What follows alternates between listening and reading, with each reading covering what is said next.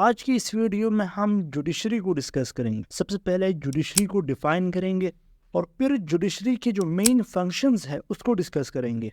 तो सबसे पहले देखते हैं कि जुडिशरी को डिफाइन करने से पहले तो ये बात याद रखिए कि गवर्नमेंट या स्टेट की तीन मेन ऑर्गन्स है। ये लेजिस्लेचर, सेकंड है एग्जीक्यूटिव और थर्ड है जुडिशरी। लेजिस्लेचर जो लॉ मेकिंग करता है, एग्जीक्यूटिव जो इस लॉ को इम्प्लीमेंट करता है और जुडिशरी जो इस लॉ को इंटरप्रेट करती है। इंटरप्रेट मीन्स एक्सप्लेन करती है। तो आज की वीडियो में हम जुडिशरी को देखेंगे और एग्जीक्यूटिव और लेजिस्लेचर की वीडियो भी आपको इसी प्लेलिस्ट में मिल जाएगी।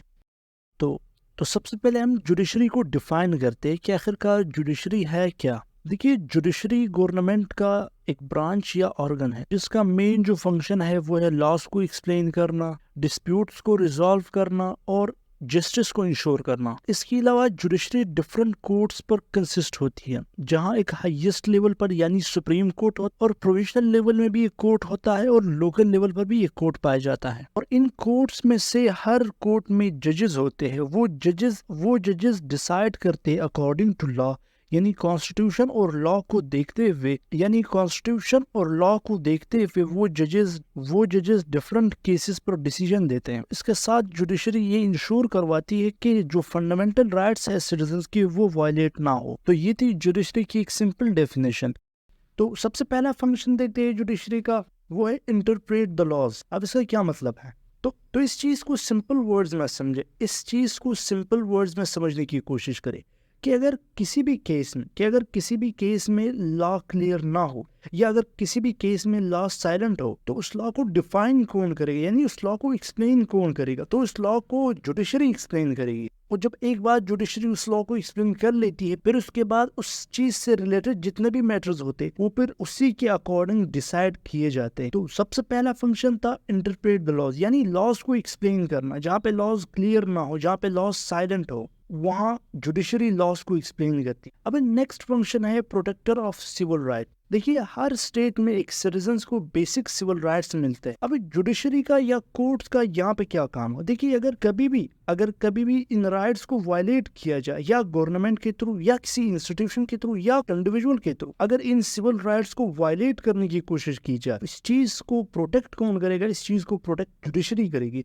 इस चीज को प्रोटेक्ट कोर्ट करेगा कि गवर्नमेंट या कोई और इंस्टीट्यूशन इन सिविल राइट्स को वायलेट ना करे। तो इस चीज को जुडिशरी इंश्योर करेगी और ये एक इम्पोर्टेंट फंक्शन है जुडिशरी का कि प्रोटेक्ट करे सिविल राइट्स।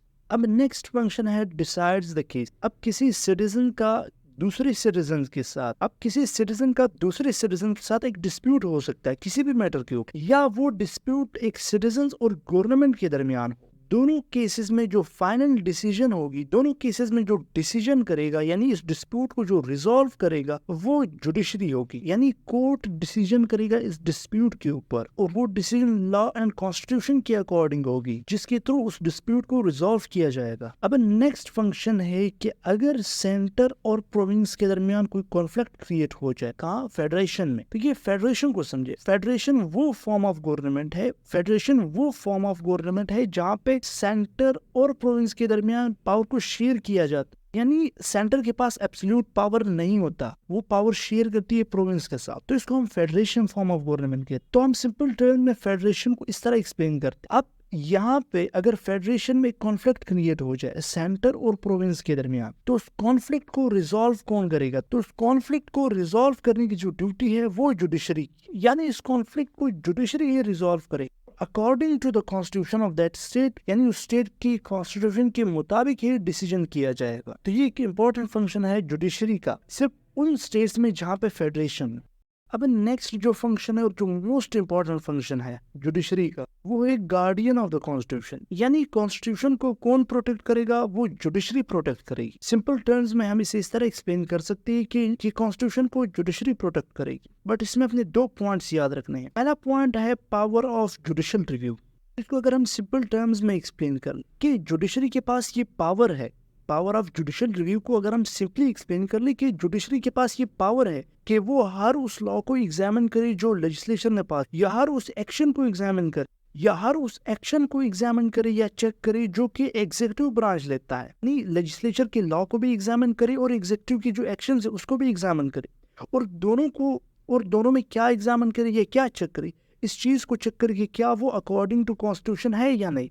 अगर वो नहीं है तो उन एक्शंस को या उस लॉ को स्टॉप कर दिया जाएगा। तो ये पावर ऑफ जुडिशरी। इसी से रिलेटेड एक नेक्स्ट पॉइंट है, वो ये कि अगर कोई भी लॉ या कोई भी एक्शन कॉन्स्टिट्यूशन को वायलेट कर दे, अगर कोई भी लॉ या कोई भी एक्शन कॉन्स्टिट्यूशन को वायलेट करती, तो जुडिशरी के पास ये अथॉरिटी है, कि उस एक्शन या उस लॉ को नल एंड वॉइड डिक्लेयर कर दे, जिसके थ्रू वो कॉन्स्टिट्यूशन को प्रोटेक्ट कर पाएंगे। इसमें तो गार्डियन ऑफ द कॉन्स्टिट्यूशन के कंसेप्ट में अपने ये दो चीजें याद रख। सिंपल टर्म में आपको यही पता होना चाहिए कि guardian of constitution means constitution को प्रोटेक्ट करता है जुडिशरी। देखिए, अब नेक्स्ट फंक्शन है एडवाइजरी ओपिनियन।